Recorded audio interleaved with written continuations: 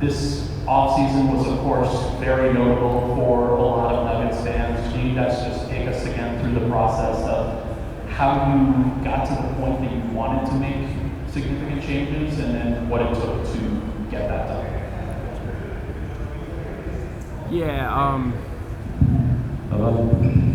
So the season ended. I think we felt like we had a great run in the playoffs.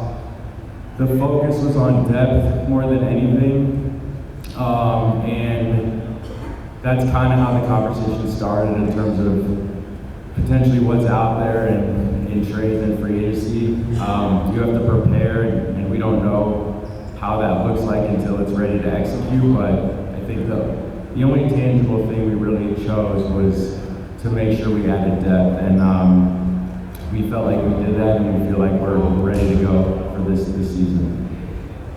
Yeah, to echo that, I mean, I came in a little bit towards the back end.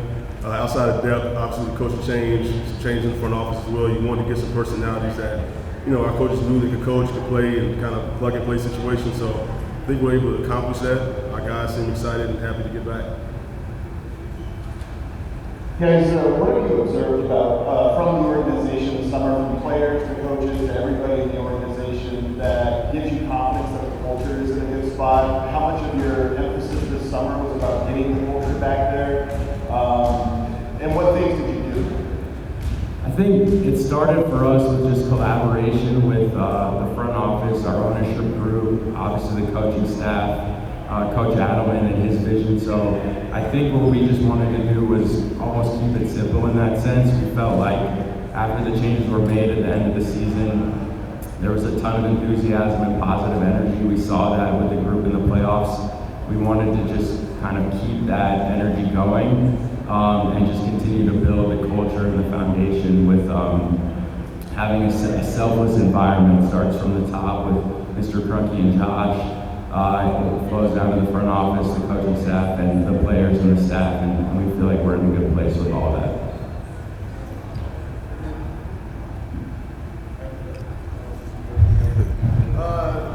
I know I've seen a handful of different front offices. Everybody has a different approach to the relationship they want to coaches and players. Some are very close, they talk a lot, some step away. For each of you, what do you want your relationship to be? How close, how much communication do you want to have with players and staff, and what's that dynamic?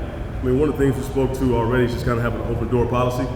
A lot of the guys who have been here have already done it. They've seen the championship, they've been a part of that culture. So the biggest thing is to create that line of communication to where, hey, what resources do you need? Let's have some input, let's over communicate on issues. I think that's what we've been able to do so far. Our players, our team we have to look at them as a veteran team without, excusing the accountability. And so those guys are taking a step with that this summer. We just could hope to kind of compound that and move forward. To echo what John said, I think for us, open door policy and having a selfless environment. So in terms of actual relationships, you have a different relationship with everyone in the building. But I think what's conveyed most importantly to the players and the staff is that we're here to support them however we can, and that's all we're here for. I basically want to get you to elaborate and follow up on that same idea with Nicola. Obviously, he's the centerpiece of this organization, of this team. Is it beyond open door with him to what extent do you consult with him before you make future moves? On a need-to-know basis, or do you have active conversations? Where in that scope does it fall? No, absolutely. I mean, having a good pulse on what the team is doing, what's happening behind closed doors, in and out of the locker room, I think plays a major part in that. Being able to talk to Nicola, being able to talk to Jamal as being the two kind of focal points of our organization. We told them to be brutally honest with us. What do they need from us? What do they need moving forward? Like I said, we addressed those issues, and now we got to put it together. I think it's important to understand that they have such a unique perspective in this, so it would be crazy to not ask for their perspectives and opinions when things come up.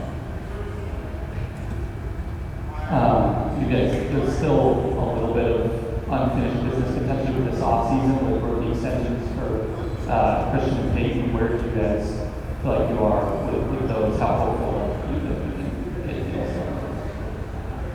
Yeah, we won't comment on any contract negotiations or extensions. But having said that, they both have huge roles coming up this year, and we feel like they're both ready to take a step, and we hope they're here for a long time. With Christian, do you feel like he's sort of evolved into a part of this team's core at this point? Yeah, Christian's a pedigree guy. I mean, he's won at every single level. He's got the respect not only within our organization, amongst our team, but across the NBA. Coming from the outside, coming back in, you saw what he was able to do in terms of setting a tempo and a culture for us. Like I said, Ben said, we obviously can't comment too much, but we have had preliminary conversations, and we hope to kind of build upon that in the next couple of days moving forward. But he's a large part of what we do, and we look forward to it. You have an open roster spot going into camp. I was curious, do you feel the need to get that filled at the end of by the time the season starts, or what the plan is for that open roster spot? I don't think we feel like there's a need right now. We feel comfortable with where we're at, and we'll keep it open for now, and we'll continue to assess. Yes, with understanding that now when I talk about extensions, so I'm just curious how comfortable you guys are with Nicholas' situation contract-wise, extension-wise? No, we feel good with that. I mean, we talked to him. He's in a good headspace. Obviously, like I said, we can't get into numbers or specifics, but he's in a good headspace, as are we. So we hope to, like I said, continue to further that relationship.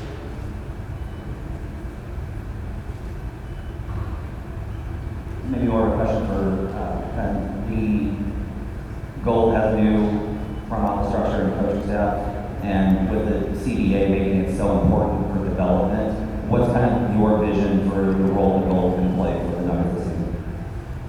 Yeah, it's a great question. The Gold has always been an integral part of our program here. We have a great owner in Steve Jabara. They do a fantastic job there. Ryan Bowen is the new head coach, and Chad Hiskey's the new GM. Both those guys have been a part of the organization a very long time, and they know exactly what we're doing here. We'll see, who from our roster and the two ways go to the Gold. But if anything, we'll just have a more intentional approach to the synergy and the collaboration of the coaching staff and our coaching staff together. But it's always been important, so there'll just be an emphasis on continuing that. Sorry to follow up. Do you foresee there being more of a replication of system from Coach Adelman there? Is that one of the hopes to have kind of the same system in both places? It's hard to replicate what we have here in terms of a G League atmosphere. And Coach Adelman can probably speak to more of the details on that. But yeah, as much as we can replicate, we will. As much synergy as we can create there, we will. And it's been, as the GM of the Gold the last 2 years, it's been a huge point of emphasis the last couple of years to continue that. It's obviously there are challenges by being in Grand Rapids and not closer to Denver.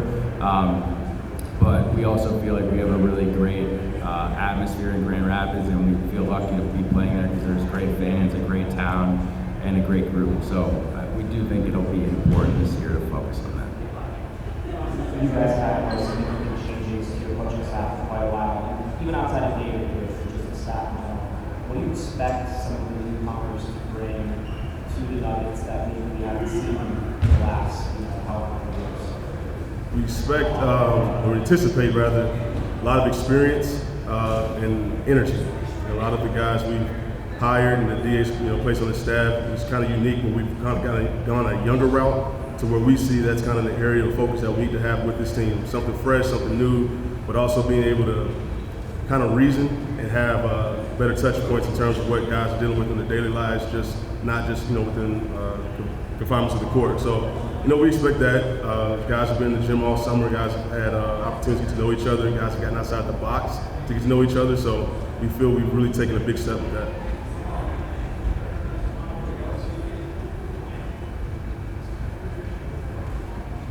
Well, you guys, there's been a lot of change here now. Obviously, you guys both talked about experience as well as you. What are you most interested to see as this team unfolds over the course of the season? One of the areas is just the accountability and the control our guys are taking over their own success.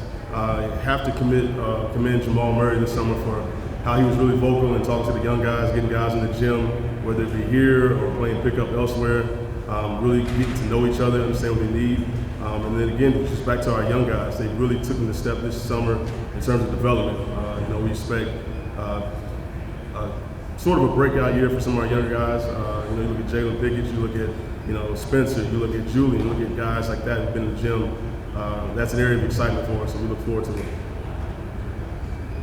What were the sort of main goals for you guys when you went to Europe for some of the Eurobasket and stuff, and what you feel like was maybe the most rewarding thing about that trip, or what you were able to sort of get done just by being around a couple of your players out there? I think purely just connecting with, we went to Latvia to see Nikola and the Serbian team, and then we went to Finland to see Jonas and the Lithuanian team. Purely just connecting with them. We hadn't met Jonas in person since we got him in the trade, so I wanted to sit down with him and talk to him about our roster and just kind of checking in with him as more of a human being. And then we had Augie Stojakovic was a coach for Serbia, Jason Miller was a trainer, so really just connecting and seeing those guys and checking out some fun basketball out there.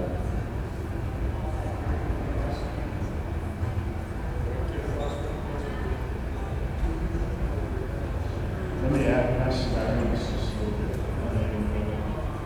After the deal was made, there was a lot of chatter that you might be here, might not. How did that process go? Was it easy? Was it hard? What was it? Yeah, we won't comment on all the reports out of Europe. From us, it was a simple perspective. We traded for him, he was our player, and we had nothing but positive conversations about him joining the Nuggets. So from our side, it was kind of an easy perspective. Going over there and connecting with him and just kind of getting to know him more as a human being, it was just really healthy to spend time with him and talk to him about our team and how excited he was about our roster. So we just spent a lot of time talking about the roster and kind of how he fits in, and nothing but pure excitement from his perspective. Thanks.